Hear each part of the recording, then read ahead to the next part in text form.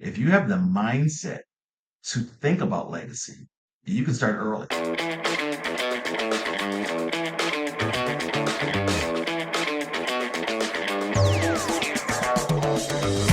Hello there, it's me, Steve Meller, and welcome in to Growth Ready, the podcast that allows high performers to reveal the reality behind what it means to ready yourself for growth, the personal and professional challenges along the growth journey, while also allowing the high performance executive coach in me to satisfy his curiosity toward what drives optimal performance.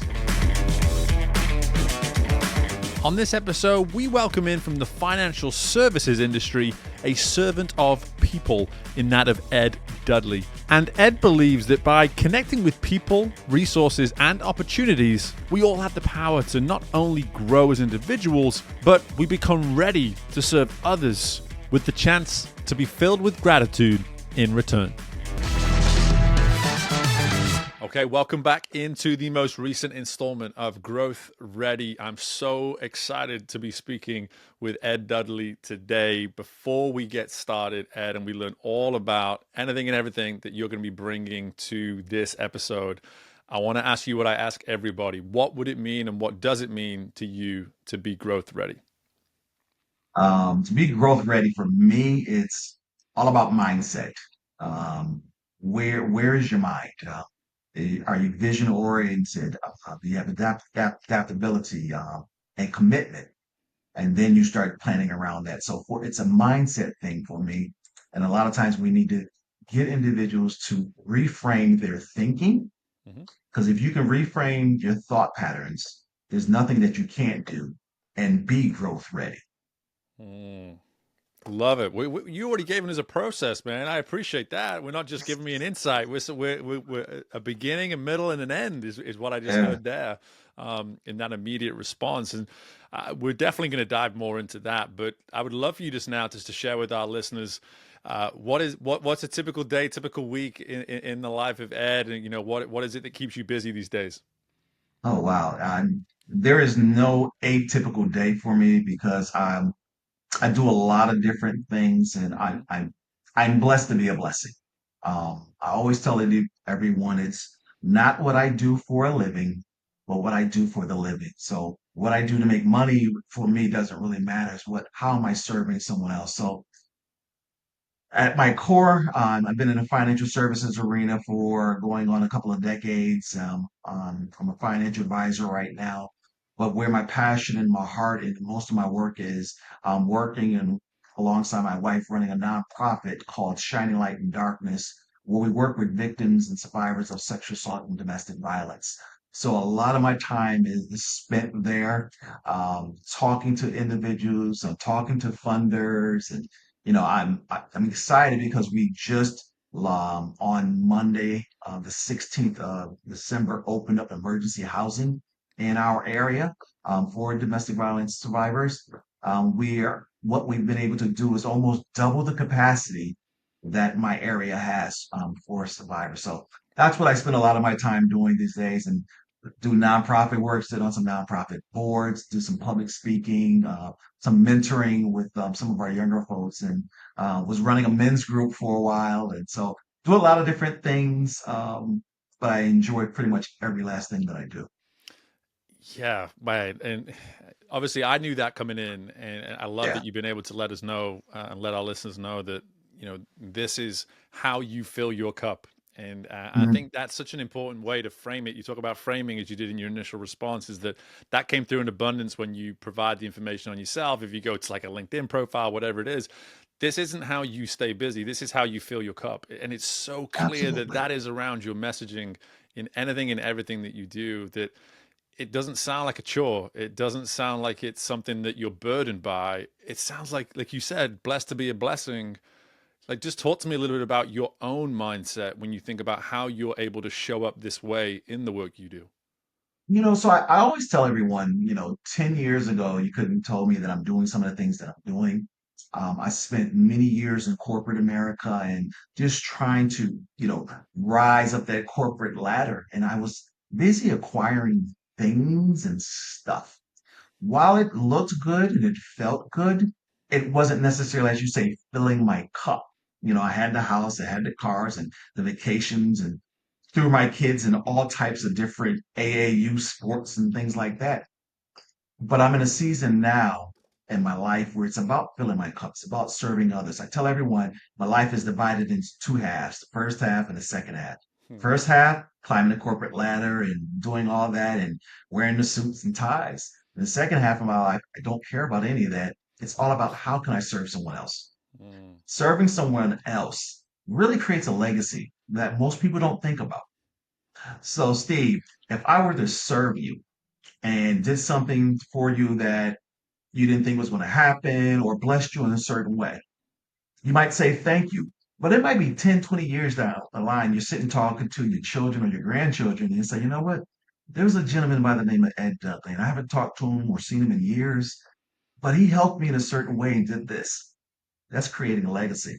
That's right. The gentleman for me that helped me in my career early, the gentleman, an Italian, little small Italian guy in Boston named Bob Paolini.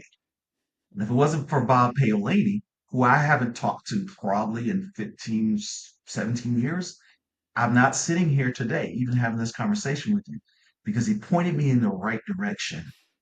He had faith in me, and then he actually pushed me out the nest to Mm. go fly, per se. So, I'm just here to serve, and I tell everyone my job at the end of the day is to introduce people to or connect people with pros.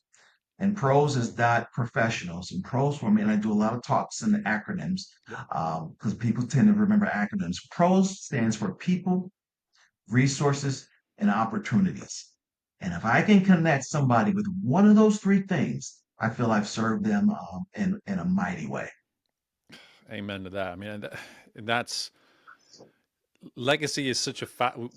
Interestingly, we've talked about legacy a little bit in some recent episodes, and I really want to use as someone who has brought it up as soon as you have in this discussion. I really want to maybe double click on this for a moment and just take a little bit more of a deep dive in the sense of, Yes, here you are splitting your life into two halves at this point, and I'm always interested when you think, okay, you've reached this second half, and now you're making it about legacy. But is there any argument to be made that we can be thinking about legacy as early in life as we want to? Are we supposed to be? absolutely. Are we supposed to be pushing it off until we're in a position to be? Hey, we both have the same hairline right now, and, and all that kind of It's thing. called And, the aerodynamic look. that's It's right. That's right. We're aerodynamic. That's we are the we're moving faster. That's right. We're moving faster than everybody else. There's no doubt about that. But that's the thing for me. It's like, do we need to be in this point of, is there an age requirement to pass on a legacy? All this kind of stuff. Like, I'm always fascinated, like from you as someone who's so caught up in the concept of legacy. When's a good time, and how's a good time to get into the idea of making it a priority in your life? as early as possible. Mm. One of the first things I said when we were talking about growth was mindset. Yep. If you have the mindset to think about legacy, you can start early. Now, the problem is, my parents never talked to me about legacy. Hmm. Their parents never talked to them about legacy. We don't have these conversations with our kids and the young people in our life talking about what do you want your legacy to be? A lot of times, we talk about, what do you want to do for a career?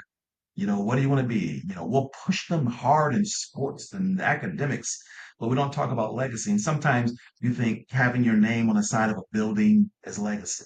Yeah. No, that building could be torn down. Right. But if somebody uttering your name on their lips years later, like I uttered Bob Paolini, another gentleman that you've had on your show, a good friend of mine, Scott Ramey. Scott helped me immensely. Scott is an amazing public speaker, and I've watched him and I've learned from him. Hmm. So Scott's name will ring off my lips in different conversations. So that's legacy. I spent a lot of time at a an all boys and middle school here in Durham, just going to volunteer, talk with them and share with them. And I always, when they come up to me, I always say, tell me something good.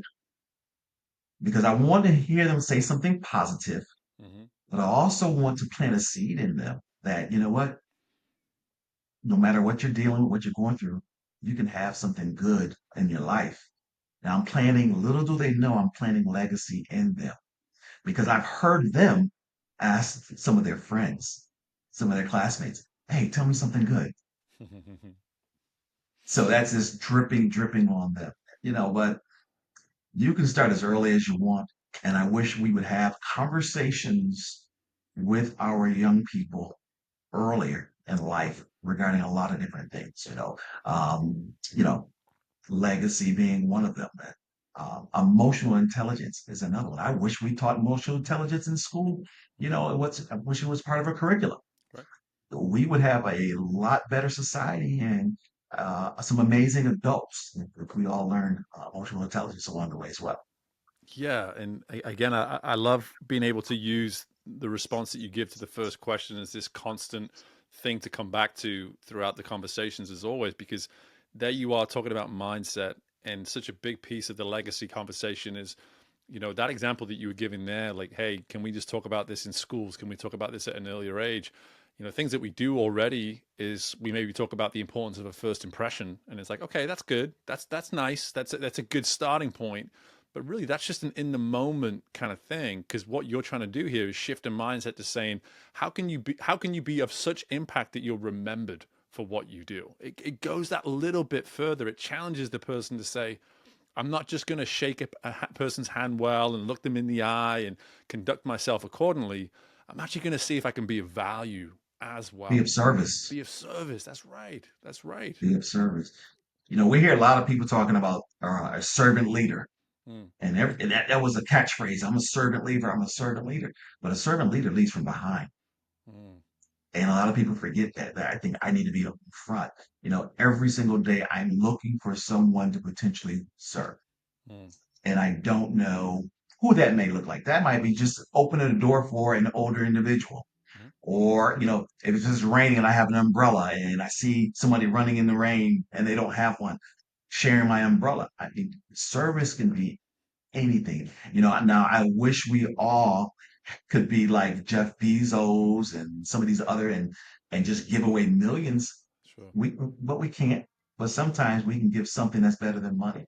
Hmm. We can give what I call air, and that's advice, insights, and a recommendation. You give somebody some advice that can carry them to their next career or something in their marriage, things like that. That's great. You can give some insights as to, what? I went through a bad divorce and 10 years ago, and this is what I learned, and don't want you to go down that same path. Hmm. Or you can give a simple recommendation. Hmm. Hey, I recommend that you pick up this book by Phil Jackson. Pick up this book because I see the book sitting on the back of your Easy. thing. Book by Phil Jackson. Pick up this book. Or you know what? There's an amazing training class that's talking about this. Hmm. Those things like that, they just go such a long way.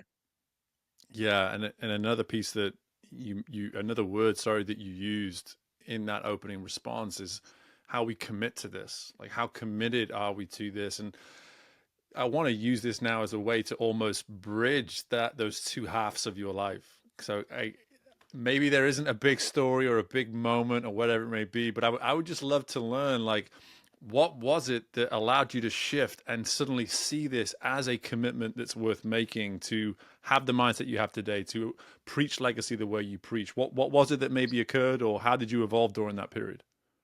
I mean, it was a process. There was a lot of different things going on. I went through a bad divorce that shook my foundation and shook the core of who I was. Hmm. For a while, I was doing this, pointing fingers at this, and this, where there's fingers pointing back at me a lot of times that I didn't do this, I didn't say this, I didn't show up this way. I wasn't the best husband at that time that I should have been. And it just sent me on a path. I'll never remember going to a sales meeting in St. Louis, and I'm in the midst of going through that divorce, and no one knew. And I'm sitting in this room with some colleagues, about 20 colleagues or so, and I'm a mess. Hmm. I'm a hot mess, and I'm doing everything I can on the inside to keep all those emotions in, because we men, we don't cry Yeah. in public. Right. Um, I went to my VP at the time, and I told him what was going on, and he says, "You know what?" And I just started to cry a little bit. He says, "Go on back to your room." And I went back to a room in a hotel, and I stayed in that room for 2 days during that whole meeting session. Hmm. And I just laid in the bed depressed, Yeah. depressed. Fast forward, I got past all that, met this amazing, amazing lady, and we just started reevaluating life as a whole.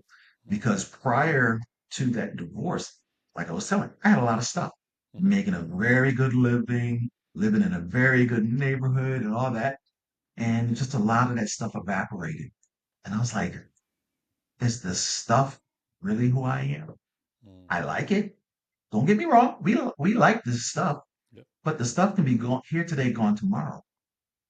What can I do that will live on? And it got to this point where I just started helping one person. And then they came back and shared with me, what that meant to them. I'm like, oh, okay. Then helping somebody else.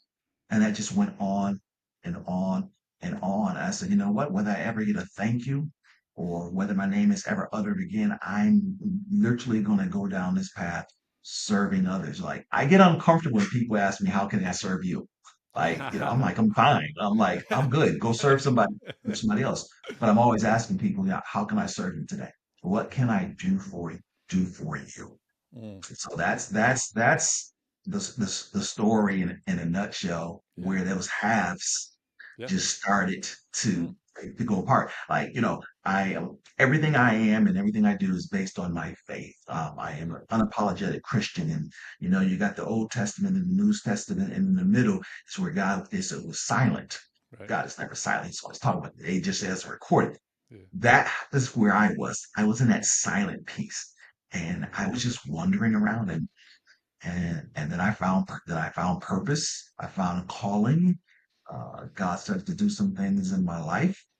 He started to have me point up a mirror at myself, Mm-hmm. which gets uncomfortable at times when you look at a real mirror of yourself and who you Uh-huh. really are. And there were certain parts of me I didn't like. Yep. And I said, either I'm going to change them or I'm going to be the same person, probably end up with some of the same results that I had in the past. And I said, I refuse to do that again. Yeah. Yeah. Man, I appreciate all of that. Thank you for sharing. And I too am a Christian. I too have chapters in my life. I'm sure many people are listening to you explain your journey, and if they've not categorized it into halves or quarters or chapters, they're suddenly sitting there thinking, well, where did one of my chapters end, and where did one of it begin, and why, and all this kind of stuff. And I think that desire to reflect at times, just to go back and almost replay the game film of our life and say, okay, where did it change? Where did it shift?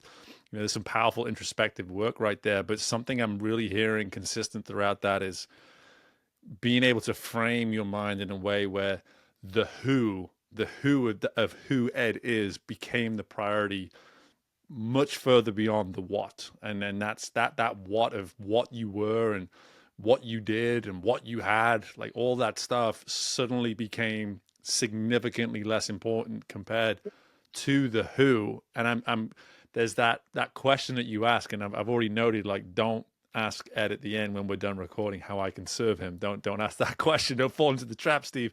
But why do you start there? Why do you start with serve? Because there's many ways you can ask that question, right? I can say, hey, how can I help you? Or hey, is there anything you need from me? But you seem very disciplined around this concept of serve, and I just love to sort of pick a little bit more into that and just have you maybe articulate for us what it means to you, firstly, to serve, and why it is you're so adamant about being of service, therefore, to others. So I'll simply say Jesus came to serve. Mm, And if Jesus came to serve, who am I not to serve? mm, It's simple as that. Who am I not to serve? And like I said, service can be all different types of things. But I wake up every day and I said, Lord, give me someone or have someone cross my path that I can actually serve. In whatever capacity that is, how can I serve them? And sometimes it's just a simple hug. Sometimes it's just, wow, that looks great on you. Like, when was the last time you've had a man compliment you on, hey, Steve, that is some nice shoes. yeah, Or, because a lot of times men, we don't like to compliment each other because, that's right.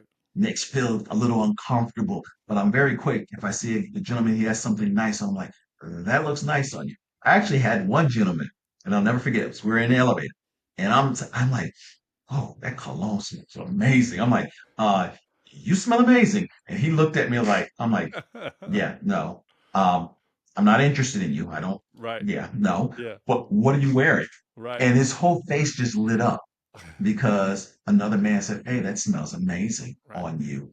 Right. And things like that. So it's all about service. As you started talking about filling my cup, that fills my cup.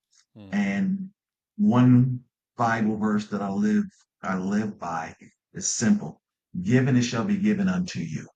mm, yeah. So many people have served me in my life to help me get where I am and do some of the things that I've done and gone some of the places I've gone. If they didn't serve me, I'm not here. Yeah. I can think of a laundry list of people that served me, that, helped me along my way, not looking for anything in return other than to see me successful. Yeah. So I have to serve. I get up and serve. And at the end of the day, I sit back and, get in my bed and I try not to worry about the cares of the world. Because a lot of times we get in our bed and start replaying everything. I try to sit back and like, how many people did I serve? Who did I serve? Yeah. Was that impactful? All right. And get ready for the next day. Yeah. You'll be shocked how if you live a life of servitude and truly serving, looking for nothing in return, you will be shocked how grateful and thankful you will be in life, Yeah. regardless of what you have. I went to a men's group yesterday, and funny story. I go to the gentleman's house, never met him before. I go into this really nice area. Um, I will say there weren't a lot of people that look like me probably in this area. I rang his doorbell, and he looked like, who the heck is this at my door? Right. And he's looking at me, and I'm like, so he comes out and closes the door behind him. He's like, yes. And I'm like, Bill sent me here. He said, okay. Had his face not been so concerned, I was going to really mess with him and say, are you prepared for Jehovah's return? Right. And just go down that line and really mess him up. But we get inside, and he starts sharing with me that he was a heavy drinker and alcoholic until June of this year. Mm, And he started sharing that he was hopeless and all that because I'm asking questions and things like that. And he started talking about how his house probably $500,000 to $700,000 house, nice house. But he said I was going to work at homes at $1 million and $2 million. I'm sitting here like, and I come back to this, and I'm looking at him. I'm like, do you know how many people would die for this? mm-hmm. Like die for this? And I simply said to him, as he's sharing, I says, that's one of the things that we get caught up, and it really hurts us. Comparison kills. Mm-hmm. Be grateful and thankful for what you have because there are so many people that would change positions with you in a heartbeat. Mm-hmm. You may not have everything that you want, but a lot of times you have everything that you need. And there's a lot of people out there that don't have everything that they even need. Yep. Yep. And now you're speaking from my playbook. So much of the work that I'm doing with leaders and high performers is helping them see sometimes that they're looking through a lens of want as opposed to need, and it's Uh-huh. just it's such an easy trap to fall into because Oh, absolutely. of the world we live in, right? Literally That's what everything society is set tells up us. right. Everything's That's set what up to society compare. tells us. It's Right. you're successful if you have 10,000 square foot house. You're successful if you drive, big giant car and you have 5 cars and have expensive wife. You're successful. Are you really? Hmm. You just have wealth from a monetary standpoint, Right. but you have wealth of self. Right. I always use the gentleman that plays Superman. So I'm gonna date myself a little bit. Yeah. Christopher Reeves. Yeah. He played Superman. Superman was invincible. Chris Reeves was paralyzed. Hmm. He had money. Do you think he would have given up all the money that he had and everything to be able to walk again? No doubt. Money can purchase things, Yeah. but it can't purchase happiness. It can't Right. purchase self-worth. Right. Right. And it's I really enjoy how you frame this sort of input of service with this output of gratitude. Not that we're I mean, well, I was about to say not that we're serving in order to be grateful, but what's wrong in that? I guess like as I'm saying it, I'm just like, There's what nothing if you wrong could with that. right, right, what I There's literally I'm nothing like wrong. reframing myself as I'm asking the question. I'm like, what's wrong in aspiring to have gratitude in our life? If it means serving in order to be grateful, what's that's a pretty healthy equation to wrap our heads around, That's I a think. very healthy equation. Yeah. I used to challenge people that I met, and we were talking this like, set a goal. How many people you want to serve this year? I had set ambitious goals. I said I want to serve 1,000 people in a year. What does that look like? And I was doing good, keeping track. I didn't hit 1,000 that year, but I hit about 400 and something like that. And I was like, okay, that's not bad. Yeah. And it was all different types of ways. Yeah. So now, beginning of the year, people make New Year's resolutions and do all these types of things. I look at it as like, how many people am I going to serve this year? What is my impact in the lives of others going to be this Mm, year? And I got some interesting things that I'm gonna be working on to make a more impact good. on some individuals' lives Yeah. for next year. It's gonna be a little bit different than some of the things I've done in the past, um, but I'm looking forward to a new challenge. Yeah, I'm excited to watch that from the sidelines. If you make it public knowledge, I'm excited to watch from the Oh, sidelines. I But will, I will, I will make it very public good, when good stuff. Good if stuff. if it's meant to be, I will make it very public. There you go. There you go. Well, I something I really want to acknowledge here too, as you speak to this idea of service. We bring it back into what we're about on this show. This concept of growth, this concept of being ready for growth, and typically there's a crossroad at some point with these two things. And the thing that can sometimes get in the way of us feeling ready is that we're putting too much on growth. We're making growth something that bigger than it needs to be. And you've articulated that so nicely with service. It's like, man, I don't have 5 hours a week to give to this, to give to this, to give to this. It's like, did anybody ask you to give 5 hours? Like, are you basing that compared on this friend of yours that is doing that? Is that the reason why you're doing nothing? Because if it is, there's a huge gap between 0 and 5 hours a week. And as you said, what does it mean to show up and start telling people how good they look or giving someone a hug that looks like they need a hug? Like, we're serving in that capacity. And I'm just curious, even from your experience as someone who's been doing this now for some time, as these non-for-profits that you're a part of in these leadership positions have grown and you've seen them grow, like what is it that gets in people's way when you think about it, of being able to prioritize so much of what you're speaking to here? What keeps us from prioritizing service? Overthinking. Hmm. We overthink so much stuff. You started talking about growth. Talking about I can get, I can't give 5 hours because XYZ, he's getting 5 hours. So if I can't give 5 hours, I'm not going to give anything. Mm. Stop it. Yeah. I measure growth in inches. Stop trying to measure growth in yards. Measure it in inches. If you move 1 inch, you've grown. If you can say, you know what, I can't give you 5 hours, but I'm skilled in XYZ and I can give you an hour a week. That's an hour that the organization or the individual didn't have. Hmm. Now they have it. Now imagine if you got 10 people that can say, you know what, I can just give an hour. That's 10 hours. Yeah. So, we stop overthinking stuff. A lot of times, we get in our way. Oh yeah. We get in our own ways. And I'm speaking, I'm a living example that I got in my way all the time. Like prior to 8 years ago, I wasn't serving on any time, doing anything with nonprofits. Hmm. I felt I didn't have the time. I'm like, if I can't give XYZ, not going to do it.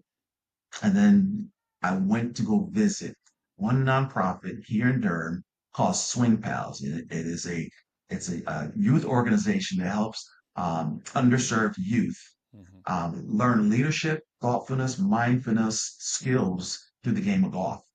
And I sat there and I watched this and I'm like, whoa, I'm like, this is good. And I looked at a bunch of little boys and I'm like, whoa, that could have been me. That could have been my sons, could have been my grandsons. Like, And I started serving on the board. Hmm. Started serving. It was just a couple hours a month. Then that I went from that to I went to the vice president of the board. Now it's 4 or 5 hours a month. Then I went to the president of the board and I was serving more. But it's all incremental. Start growing and serving in inches. Yeah. Because those inches that you grow in, that you serve in, will eventually be half a foot, a yard. You know, football. I use football. I love football. I'm a Patriots fan. We are garbage right now. It's okay. We That's all right. ran it. We ran it for 20 years. We'll be back. But if you think about, they're always looking for that inch to get a first down. What's your first down? Mm. What's your first down? What does your first down look like? Sometimes you just need to make that inch and you got that first down. All right, now you got that first down. All right, I gotta go and get another first down. But I need just a couple inches to get to that first down. Yeah. You know, if we stop overthinking some things, we could do some amazing things as individuals. Yep. Yep. Timestamp it, people. 30-minute mark. Um, what's your first down? What's your Yeah. first down? Again, we are living in a world right now that is encouraging success can only be qualified through touchdowns, right? Mhm. Like and this is you've now passed it over to a British guy to talk about American football, so a little bit of dangerous territory here, but just saying like that's the issue, right? That's where we get in our own way. Like, how do I make this a touchdown? Forget the touchdown. Keep the play alive. Keep the possession alive. Like, just move the Mhm. ball in those inches, like you said, because again, one way I even introduce what I do to people today when I try to spend a minute explaining what an executive coach does, I just stop and I go, you know what? I help people get out of their own way. And they go, oh man, I could do some help with that. And it's just like that is our thing, right? We want to create this narrative and these stories. And it's almost like, well, now that I've got the story, I've got the out, I've got the excuse, I've got the avoidance tactic for why I can't give this time to this board, I can't give this time to this. And it's like, okay, but to your point, Ed, like, how do we bring this from a game of touchdowns to a game of first down to a game, therefore, of inches? Slow down. Mm, Slow down. We live in, I call it the microwave society. hmm. We want everything that we want, and we want it now. It's like that J.G. Whitworth commercial that we all know. It's my money and I want it now. Right. I hope that you need to pay me for that, J. W. Whitworth. I just gave you a shout That's out. right. I'll tag them. I'll tag them in the I episode. want to make sure that I get paid, That's right. but slow down. We live in a society we're constantly, especially here in America, Hmm. it's fast moving. We're moving, we're constantly moving, we're constantly doing it, we're constantly doing this. Rarely do we actually slow down. Do Hmm. we slow down? Is what are we really doing? Hmm. What are we really trying to accomplish? What legacy are we really leaving? What kind of impact are we making on the lives, not just those in our immediate family, but those around us as well? We're all in this together. I don't care you're black, white, you're rich, you're poor. I don't care you're from the north, you're from over the pond, as they like to say. I don't care. We're all in this together. One of Hmm. the beautiful things that COVID, because we live in that pre-COVID and that post-COVID world. But one of the beautiful things, in spite of all the tragedy that we saw, is we saw that when we slowed down, our planet could heal itself. Hmm. We sat back and we watched the oceans clear up. We watched animals that weren't coming around come around. I love the picture that I saw over in Venice where the waters were clear. It's because our whole society slowed down. Yeah. Now, in my mind, that I know it would never happen, I wanted to see an anniversary globally in honor of the lives that are lost and how our country healed for COVID, where Hmm. we all just slowed down for a week.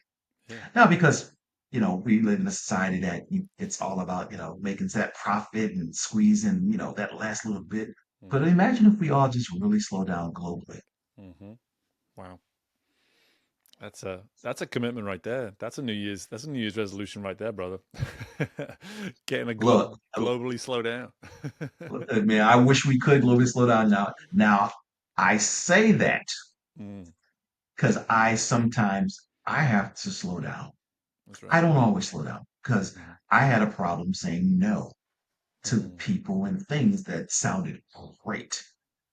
And I was getting stretched thin because I wasn't slowing down. And I had a moment where I just, in all truthfulness, as we're sharing, I want to say in the summer, I just went through a series of things. Loss of family members. Like most married couples, my wife and I, we were having a little friction. I'm doing this. And I was at a point because I was doing a lot of stuff that I literally was ready to give up on everything. Hmm. I was, I, I resigned from some nonprofit boards. I was like, I'm leaving my wife. I'm leaving North Carolina. I'm out of here. I'm done. I'm disappearing. And on a way back from the Charlotte area back to Durham, where I live, wife in our car, she's sitting over in the car and she's asleep. I'm sitting over there and in my feelings. And as I told you, I was a man of faith. And in that moment, I'm about an hour outside of reaching my destination.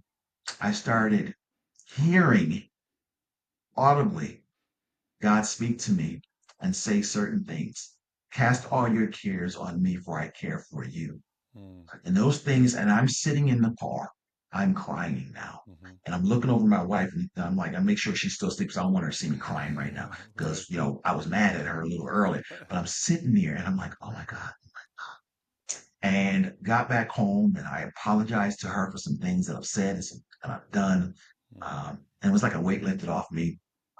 The next day I'm in the gym. I'm on the treadmill Hmm. and I'm warming up. I'm just on the treadmill and I'm listening to my music. And all of a sudden a voice speaks to me. Share what you just went through and how you were feeling on social media. I'm like, nope, not going to do it. Yep. However, I pulled my phone out. I started typing a post out for LinkedIn. Hmm. And I literally put that out there on LinkedIn, how I was feeling, ready to give up. I'm done. I'm leaving. And I posted the scriptures that were coming to me, like cast all your cares and some of the other ones, and how I was free. And that post just it kind of took off. People thought I was still in the midst of it, but I wasn't because Sure. I'm like, I'm good. Yep. But I had a lot of men reach out to me. I had one individual in particular send me a message and says, Ed, as I started reading your post, I started crying more and more. Hmm. He said, because I'm right in the middle of this. Yep. And I said, let's sit down. Let's go have some coffee. We sat down for coffee and I'm talking to him. And the man just talking about where he is in his marriage and how his business, on the surface, business looks great. But he said, Ed, I'm selling things that I own to pay my bills because I'm struggling. He said he even had a mentee reach out to me and said, man, you're killing it. I see what you're posting on LinkedIn and all that. Oh my God, you just keep doing it. And he said he just doesn't know that on the inside, I'm ready to give up. Hmm. And I had so many men come to me and talk to me Yeah. about that post. Yeah. And I was like, you know what? And this is why I do what I do. That's why a lot of my posts sometimes are just about trying to help others, Hmm. not necessarily about business and give some type of a message that, you know what, you can make it. If I can make it, you can make it. Yep. If Yep. I'm still here, you should be still here. If I still have purpose, you still have purpose. Hmm. Yeah. I'd like to believe the algorithm maybe brought me into your world through that post Yeah, because it if was it, it was through that post. yeah, if it reached that many people, and I think the something I just really want to, and again, thank you so much just for the insight, the transparency, the vulnerability. It's so necessary. It's what makes this. It's what at the heart of this podcast. It's so important because the one thing I was always passionate about with the mission of the show is that this is not about preaching to the world like, look at me now, look how I've got it figured out, all this kind of thing. I want people to hear these insights because if there was another title that I would give this show, it would be Note to Self. It would that literally just be like, I hey, like that. this is just you and I just having a conversation. Neither of us have mastered anything that we're talking about. Not like Absolutely not. we're reminding in many ways ourselves is in that note to self. Like if I want to stay on this path, if I don't talk about it, if I don't replay some of those stories, if I don't open up, if I'm not vulnerable, if I don't put myself out there, it's going to be really hard for me to keep going on this journey and growing the way I'm aspiring to grow. I haven't grown. It's not a finish. It's not a destination. I haven't reached it. It's a journey. This is a lifelong journey. I sat in that men's group on yesterday, and I told when it got to me and we're talking, I said, I'm a hot mess. I said, I haven't got it all figured out. And I said, at one point, I used to think I was hot because I had some individuals tell me that I was hot, and I like There that. you go. We There you like the go. compliments, but I'm a hot mess. I still do the wrong things. I still say the wrong things. Mm, I don't have it all together at times. However, I keep trying. I keep pushing. mhm, I keep pushing that edge. I keep moving a little forward. But I also surround myself with some amazing individuals that will not let me give up. mhm. They will not let me give up. When I'm tired, they will be there holding my arms up. Yeah. When I'm not in the room, they be praying for me. They're sending me messages and cheering me on.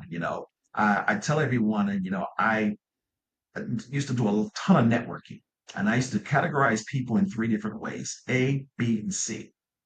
And my A's are my advocates. These are the people that are cheering me on even when I'm not in the room.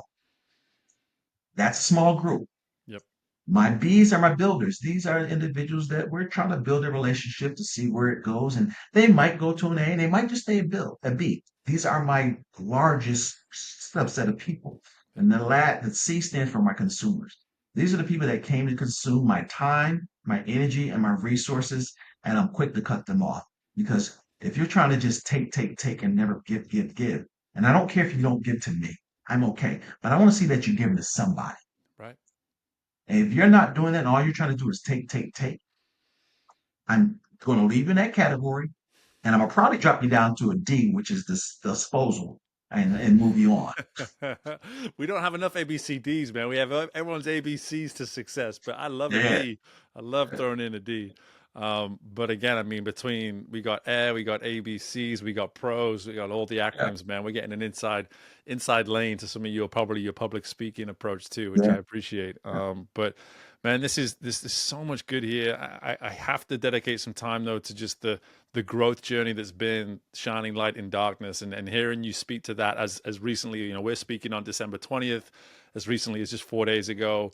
You've got this facility now. It allows you to double in terms of what you can do from an impact standpoint. Like, Yeah. talk to us a little bit about just how and where it all started, and then give us a little bit of that growth journey and that growth outlook that you have moving forwards. So I said earlier that 10 years ago, you couldn't tell me that I'm sitting here doing some of the things that I'm doing and Mm, working with this nonprofit and survivors of sexual assault and domestic violence. You couldn't have told me I was doing that. The reason why I do the work because it's my wife's story. So when we were dating, she shared with me what happened in a previous relationship dealing with domestic violence. And I'm like, whoa, that's not me. I don't do that. So mhm, we kept going along dating and everything. And then she shared with me how she dealt with a sexual assault in her early 20s. And I was like, whoa, okay. So we continued dating. And when we realized that we're going to really be together, she says, I need to share the totality of who I am so you can understand me. And she says, at 7 years old, I dealt with sexual molestation at the hands of a family member. I'm like, wow. And I remember exactly where I was when she told me that. I was sitting on the edge of the bed, getting ready to take a flight somewhere. And I just sat there and I didn't even know how to respond to that other than saying, you know what? It doesn't matter what happened to you in your past. I'm here for the present and our future. So that was that. So I moved her and two little girls out of Mississippi to Atlanta. And I was like, you know what? Just being at home mom, and just be comfortable. So she tried that for a couple of months and then said, this is not for me. mhm, She said, I can't be a soccer mom, PTA mom, and all that stuff. I want to start a business, want to build a business, successful family members that got run $1 million businesses. I want to do that. mhm, And so she started going down that path and said, I want to help people that have been through what I went. I'm here to support you. Just tell me what you need. I'm behind the scenes. So she went and prayed about it. She got the name Shining Light in Darkness, and it's based on John 5:1, where light is, darkness cannot be. So that's where Beautiful. the name Shining Light in Darkness came from. But she wrestled with God, whether it was going to be a profit or not-profit business. And as someone of faith, you know what happens when you wrestle with God. You're going to end up getting pinned to the mat, and you're going to lose every single time. So it's a nonprofit. Now, when she came back to me and talked to me that it was going to be a nonprofit, I looked at her like she was crazy. I'm like, why do you want to do a nonprofit? That is an actual moronic word to me. Mm, Non-profit just doesn't make sense to me. right. Well, we started doing the work when we lived in Georgia. 2015, we drive from Georgia to North Carolina, just me and her. And on the way back, we're in the car, we're laughing, joking like we normally do. Um, it's pouring raining. We get sideswiped in the rain by a yellow Mercedes compressor. I'll never forget it. And we get taken out down the hill. We both had a blackout somewhere. So she ended up getting lacerated liver, paralysis on one side, and crazy neck injections. And I tell everyone that wasn't the worst part. The worst part is on that all that unresolved trauma that she never really dealt with sprang out in some of the most unhealthy ways. Mm, gosh. So we eventually got her healthy. We ended up moving here to be closer to my parents, and we started doing the work. Mm, We were doing the work behind the scenes. No grant money, no real funders. It was just out of our pockets, housing people, feeding people, and just doing the work. Our local police department finds us on a case for some reason some of the larger organizations could not handle, and but we took care of it. And they're like, "Whoa, can we send you some more cases?" We're like, "Yes, but only a few because it's just her and I, yeah. and we have some board members, but it's her and I doing the day-to-day work." Fast forward, so our local social service department finds us, and next thing you know, we're doing work with them. This year is our transformation year. So 2014, when we put everything together, 2019 turned it into an official nonprofit, and then 2024, the transformation year. Mm, We get connected with the North Carolina Women's Council, which is the funding agency to open the gateway for state funding. They're like, we love everything that we're hearing about you. We love the work that you're doing. But we need you to do two things if you want to get any of our money. We want you to get a physical office because we were working from home and remote. And I'm like, I don't want a physical office. I'm like, I don't have to pay rent and all this other stuff that I can use to serve people. mhm. They're like, oh, yeah, that's okay. You need to have a physical office. So if somebody walks, it needs to find you, needs to walk and need to be there. I'm like, all right, great, we'll do that. Okay. No guarantee to funding, but we'll do it. Oh, yeah. And we want you to have a 24-hour crisis line. Steve, when they said that, I'm like, I'm scratching my head. I joke with everybody, said, when she told me that, I pulled my hair out. Um, You went that. You went because I'm that like, deep. You went that yeah, I'm deep. like, and I'm like, how are we going to have a 24-hour crisis line? It's just her and I. So we worked through it. We built the 24-hour crisis line that we launched in like September. In October, their funding came through. Then someone that just found us on the website, they gave us like $20,000. Someone out of Chicago sent $10,000. And we just started doing the work and increasing impact. It's still not the funding for us to bring the staff that we need right now, Mhm. but it's still enough for us to increase our impact by fivefold. Yeah. Um, so I meet somebody I met probably about 4 years ago, reconnect with her to be a speaker at the school I told you about earlier. Mhm. And she works in housing. Shout out to Durham Community Land Trustees, an amazing work they're doing for housing. But I told him, I said, if you ever have a space that we can take a survivor and hide them for a little while, let us know. She said, all right, we'll let you know. She called me back a few days later. It's like, we need to talk. Brings me on the line with one of her teammates. It's like, what do you need? So I lay out our needs. They're like, okay, we can do that. So we literally have, in literally 2 weeks, we went from not having a space to having a space to getting the keys to open the doors. And then I love my community around here. And I love some of the other organizations because when I put out a rallying call that we need help to put furniture and all the other things in this place, Yep. people came out of the woodwork. We've gotten games, we got the sheets, another nonprofit called Green Chair. Shout out to the Green Chair Project. They help provide furniture for us. Raleigh's Realtor Giving Network. They paid for the furniture and came and cleaned the units and staged the units for us. Shout out to WellCare who gave us a bunch of stuff for it as well. Reached out to the food bank. The food bank was like, amazing. That's great. We're going to send you gift cards. Come get these gift cards so you can have food. Oh, by the way, we're going to give you $10,000 to make sure there's food Mm. in our units. So this year it's moved so fast, but it's been a year of transformation, a year of blessing, and I'm looking forward to 2025 for the impact that we can have on those that a lot of times we don't talk about. Because it's Mm. easy to talk about putting clothes on kids' back. It's easy to talk about hunger. It's easy to talk about cancer, but when you start talking about domestic violence and sexual assault, a lot of times people get a little tight Mhm. and it's like, I don't know if I want to talk about that. But I Yep. guarantee if you ask around, you know someone Yep. that's either dealt with one or the other. And I always ask men, go back to all the women in your life that you love and ask them what's their experience with domestic violence or sexual assault, and just listen. They may not personally have a story, but they know someone that story that they'll share with you. Yep. So that's where we are with Shine a Light in Darkness. I'm excited for the future for it and the work that we're doing. Um, that housing that we just got, that's phase one. Mhm. Phase two is to double that, and then beyond that, build a big giant transitional housing where we can keep them 3 to 6 months while they start getting back on track. Mm. Man, I am so glad I asked that question. I gotta tell you, I am so glad I gave you some space here to give us that story Yeah, because talk about a way to capture everything you said prior to the last 6 or 7 minutes. I mean, it's just all come so beautifully to fruition through the way in which this project and this nonprofit has evolved for you over the past 10 years. I mean, you talk about just that framing to begin with. You even said it, right? Nonprofit. Nonprofit? Like, what are you talking about? I can't do nonprofit. Those two words don't go together. That makes no sense.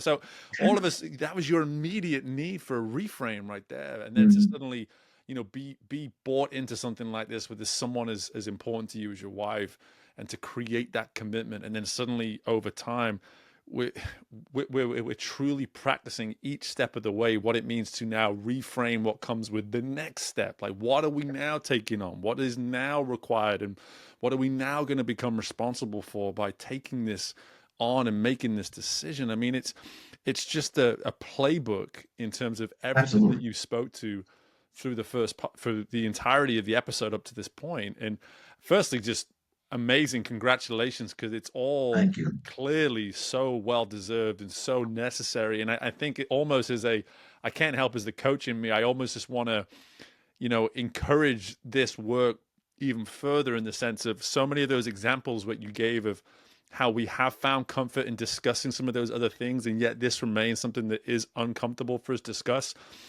There was a time where those things were uncomfortable too, and if we keep having the conversation, we will You find have to. comfort with it, right? We will find. And Have I to. love that.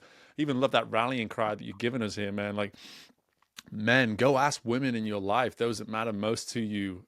Again, it may not have happened to them, but to your point, there's no way they've not been at that random social event at some point, and some woman's finally decided to let go of whatever it Share. is she's been holding on to and share. To your point, man. I mean, I also tell everyone, it's not just women, because it right? happens to men. Sure. And while the numbers are not as big, Hmm. um, it happens to men. And this is not just a issue in the United States.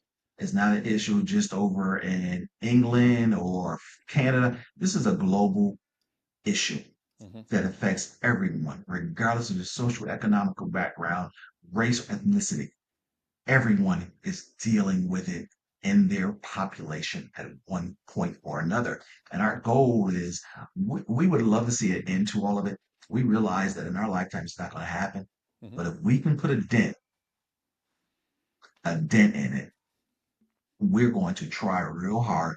And personally, I have two objectives. Two objectives is one is I want to get in front of many men and young men to talk about it. Right. And the other one is I want to get in many faith-based institutions to talk about it Mm, because we don't talk about it in faith-based institutions nearly enough. mm, And we have individuals that are being abused and we have individuals that are abusers in there. mhm, And as a faith leader, what do you do when someone reveals to you that they've done with this? And I always say, once you give them your sacred text, whatever that might be, whether it's the Quran or whether that's the Bible, what's next? What do you do next? mm, Because I don't care if you're trained through seminary, Bible college, or whatever you go through. They don't really teach that there. So what are you going to do now? mhm.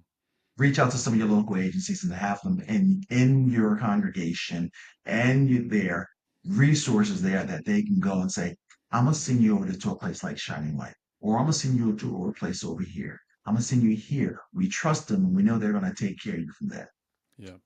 Well, man, I just allowing you the space to share this. I pray that there's going to be someone listening to this that sees themselves as, firstly, as someone who can be a facilitator, an advocate, a supporter of this Yes. work, and somehow connect yet another dot in this ever ongoing network of people that we know and all this kind of stuff. And but at the same time, something that you said here that right there at the end, sorry, that allows us to bring full circle what we've been speaking about. You're trying to make a dent. Let's go back to that insight you provided earlier, getting to that first down, starting with those inches.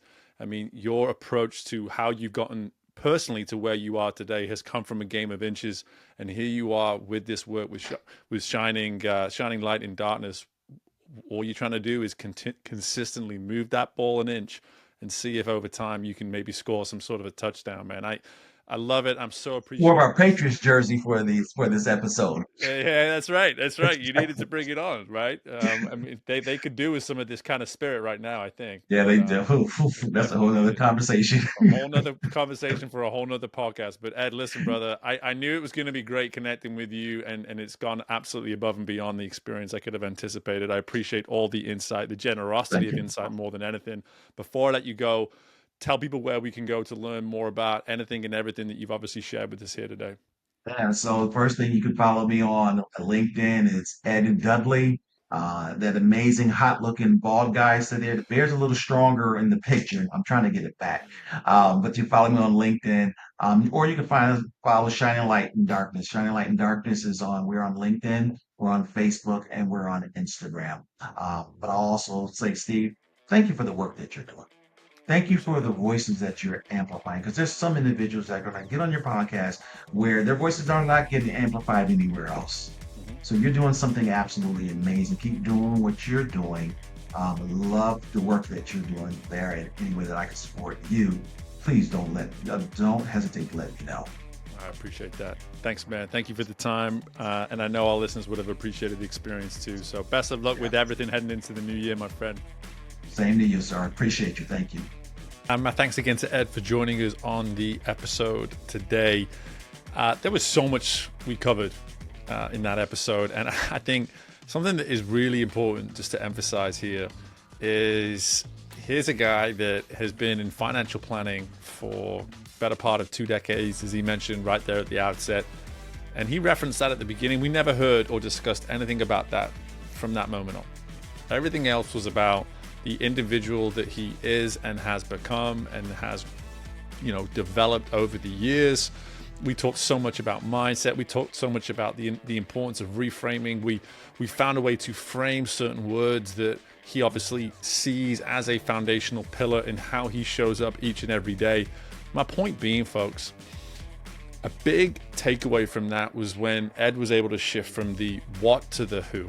And the what is the title, the what is the career, the what is the responsibilities that we have under this professional umbrella that allows us to make the money we make and have the title we have and see the promotions we see and watch the revenue grow the way it does.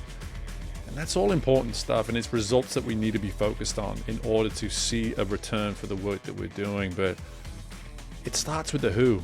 It starts with focusing in on who you are and the work that you're willing to do around that.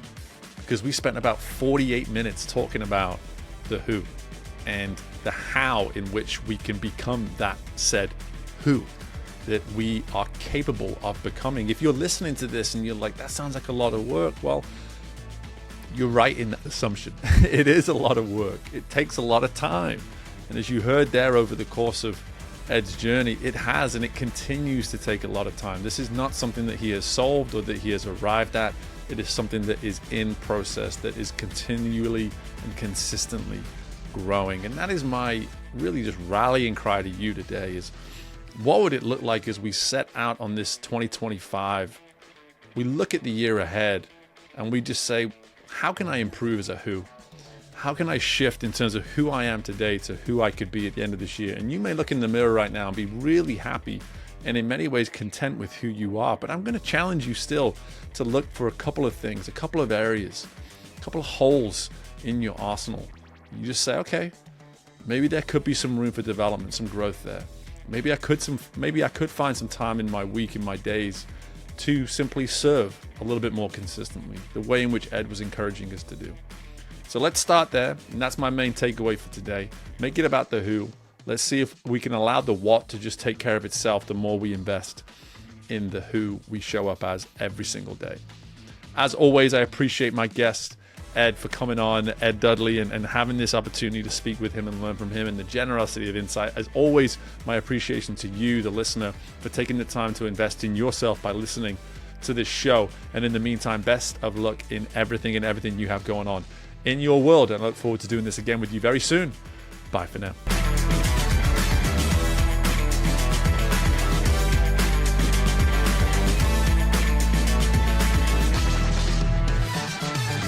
Thank you for tuning in to Growth Ready. If you liked what you heard and are feeling ready to grow, be sure to leave a 5-star rating, subscribe to the show, and share the episode with someone you know is ready to fuel their growth journey today. We love our community, so don't hesitate to reach out to us at podcast@growthready.com. And until next time, we are Growth Ready, and you will be too.